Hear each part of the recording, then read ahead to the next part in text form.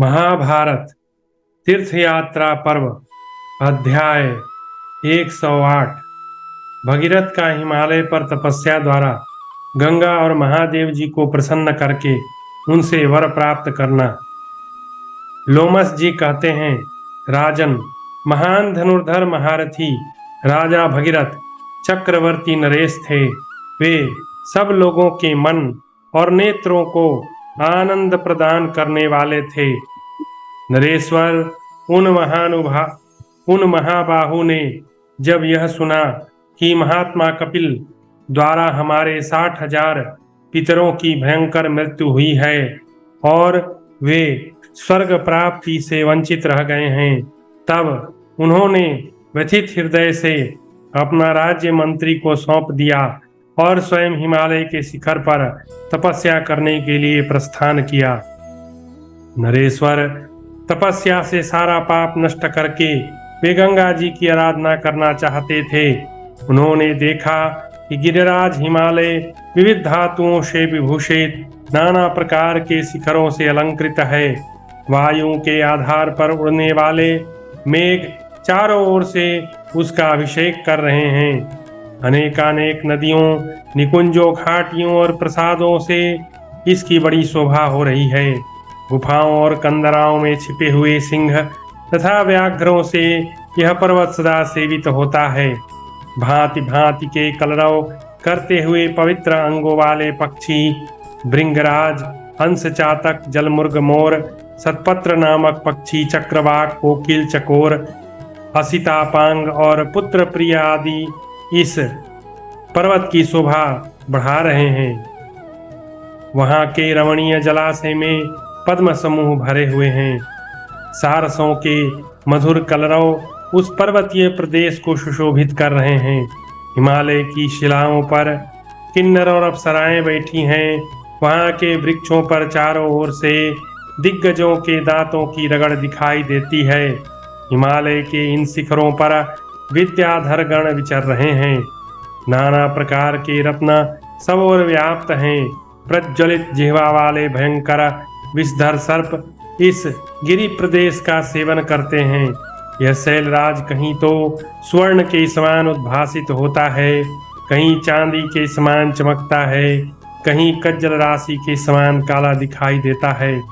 नरश्रेष्ठ भगीरथ उस हिमवान पर्वत पर गए और घोर तपस्या में लग गए। उन्होंने सहस्र वर्षों तक फल मूल और जल का आहार किया। 1000 दिव्य वर्ष बीत जाने पर महानदी गंगा ने स्वयं साकार होकर उन्हें प्रत्यक्ष दर्शन दिया। गंगा जी ने कहा, महाराज, तुम मुझसे क्या चाहते हो? मैं तुम्हें क्या दूं? नरश्रेष्ठ, बताओ, मैं तुम्हारी याचना पूर्ण करूंगी।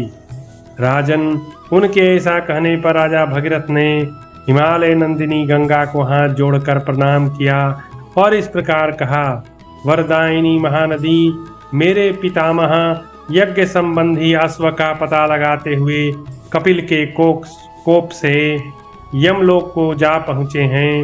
वे सब महात्मा सगर के पुत्र थे और उनकी संख्या 60,000 थी।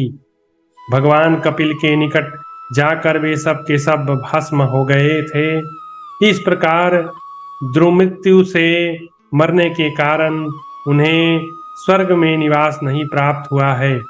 महानदी, जब तक तुम अपने जल से उनके भस्म हुए शरीरों को सींच न दोगी, तब तक उन सगर पुत्रों की सद्गति नहीं हो सकती। महाभागे, मेरे पितामह सगर कुमारों को स्वर्ग में पहुंचा दो। महानदी, मैं उन्हीं के उद्धार के लिए तुमसे याचना करता हूँ।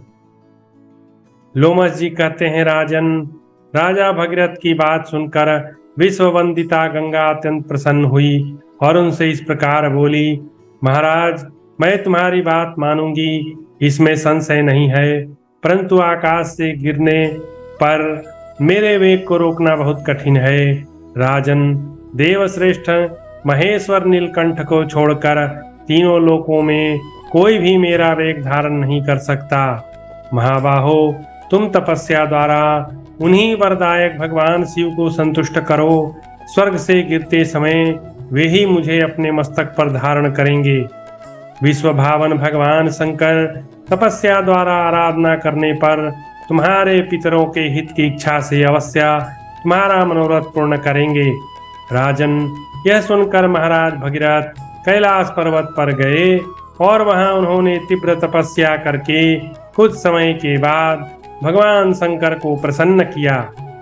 नरेश्वर, तत्पश्चात गंगा जी की प्रेरणा के अनुसार नरश्रेष्ठ भगीरथ ने अपने पितरों को स्वर्गलोक की प्राप्ति कराने के उद्देश्य से महादेव जी से गंगा जी के वेग को धारण करने के लिए वर की याचना की। इस प्रकार श्री महाभारत वन पर्व के अंतर्गत तीर्थयात्रा पर्व में लोमस तीर्थ यात्रा के प्रसंग में अगस्तोपाख्यान विषयक 108वां अध्याय पूरा हुआ।